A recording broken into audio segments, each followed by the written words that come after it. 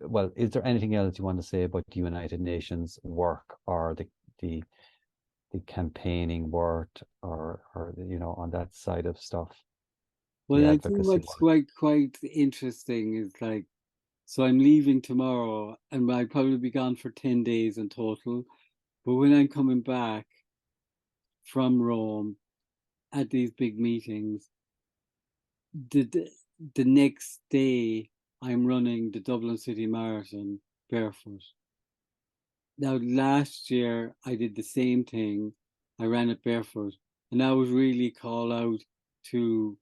We wanted to be funded through monthly donations. Like it was just very difficult, and we really put a push out to do something a little bit different, to try and raise funds, consistent funds, and we somehow managed to the probably €1,000 every month deficit we had. We found that money every month through donors, through to running the marathon barefoot. But I always wanted to, like I never wanted to run events and asking for money, or I had to, so I did. And equally, when I was running the marathon last year barefoot, I didn't really want it to be about money, but it had to be about money because the project had to be sustained. What I really wanted it to be about was what it is going to be about this year, and it is purely about um, the degree of hunger in our world. Like in 2015, funnily enough, when I started advocacy work, when this thing happened, with this woman and two children, and this was the year that the Sustainable Development Goals were developed, 2015, and in this we had made a commitment that to end hunger by 2030, and since 2015, every year since, acute hunger, which is very severe hunger, has increased every year. It's literally gone from 60 million people to over 340 million people now experiencing like catastrophic levels of hunger. Like, I'm just back from Somalia, not long back from Somalia, and we worked there in a camp where 75% of the people every day ate had black tea and bread for breakfast and dinner. That's what they were surviving on. And it's inconceivable. We can't even imagine that such a thing is like that this exists in our world. And so I suppose I have this kind of notion, maybe, but I believe in the perfect story. So the perfect story is telling something in a way that everybody can understand as if they were living in that situation. And I believe that there is a perfect story out there to tell the way it is for the poorest people in our world. And part of that story is me going to Rome. Part of me that story is when I come back to run the marathon, um, barefoot. But what was interesting last year when I ran the marathon? So there's great accolades for the people who run it really fast. Like it's all about the winners. And what you don't realize is actually it's the guys that are the guys and gals who was like, oh, me running it in 5.5 hours, who really struggled to get to the end line. It was titanic struggle for us, and for more. And like they're the real heroes. But actually, even beyond that, and the people never think of, the people that like go halfway and have to give up. That's the hero, to be able to decide, Mm. to be able to do that and put all this training in, and at one point find the truth within yourself to say that I cannot continue. You know, like that they're completely forgotten, as are the ones that are like 4 or 5 or 6 hours, but you know, but very much like, you know, you can kind of think, well, why are you doing such an act?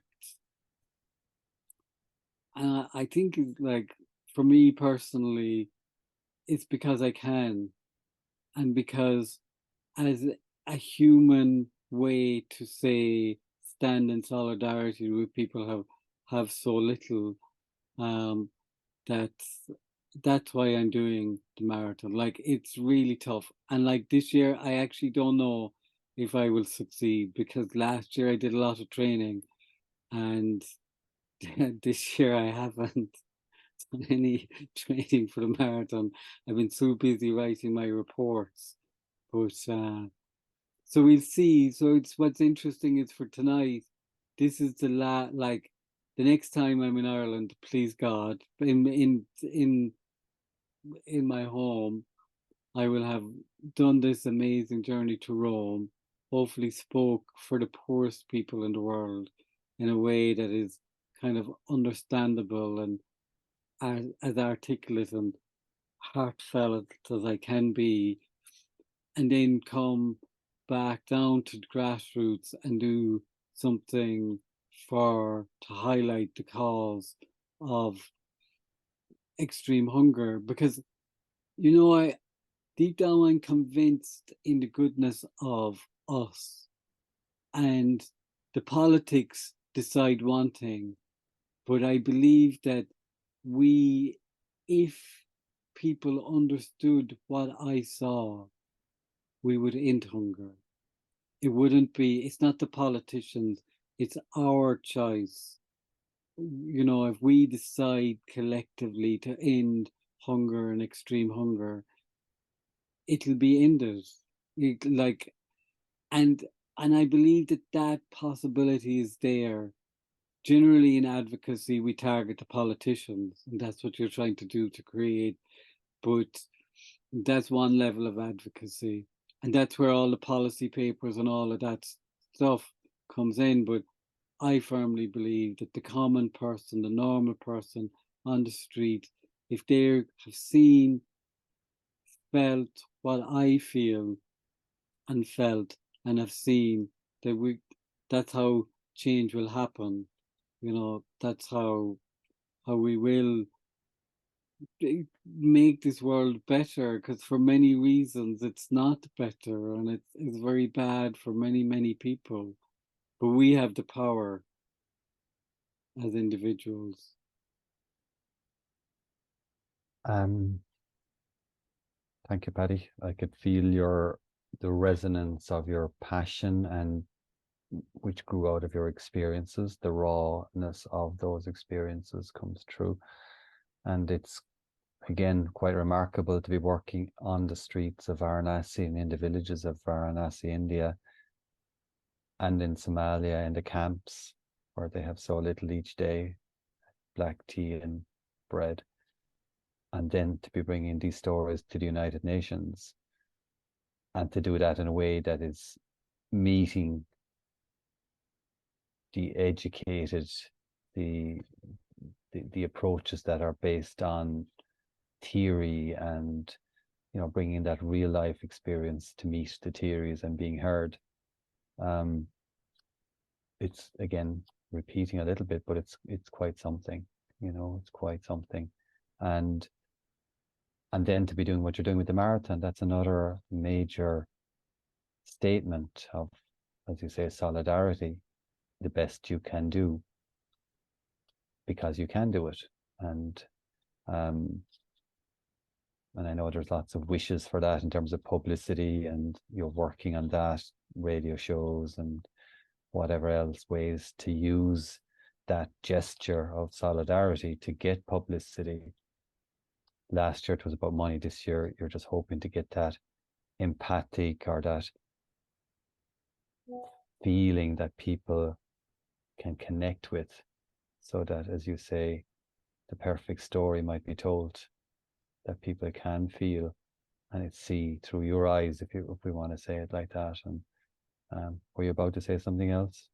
Yeah, no, I think it's right. It's kind of like, I think my biggest quality is persistence, and I don't give up. And it's like, it's just, I'm in this is my life's work.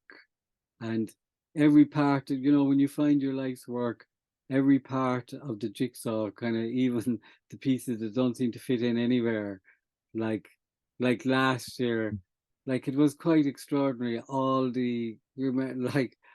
the training, and then I had an injury going into the marathon, and I didn't think I would be able to do the marathon. And I had this big kind of like national radio interview around it. And then I realized, I read somewhere, I think it was from your book, Aidan, that this particular is called a shin splint split. Very, very painful. Like literally, I couldn't walk. Like it was painful to walk. But the only thing was that it was such an injury that if you had a perfect running, if you had a perfect run, technically, you didn't use that muscle. So it was quite extraordinary to be at a point where maybe having to give up the marathon, give up the national radio interview, and then realizing if I can do the technique perfectly, I won't have pain. I can do it. Was like probably the only injury that you can say that for. So it's kind of like, like it was kind of extraordinary. And, I think when we find our passion and our truth, extraordinary things can happen, even as difficult as they are. We kind of look back and realize that, it was like in our darkest moments, we were actually so close to joy and so close to, but we don't realize it at the time. We don't see it at the time, but it's extraordinary.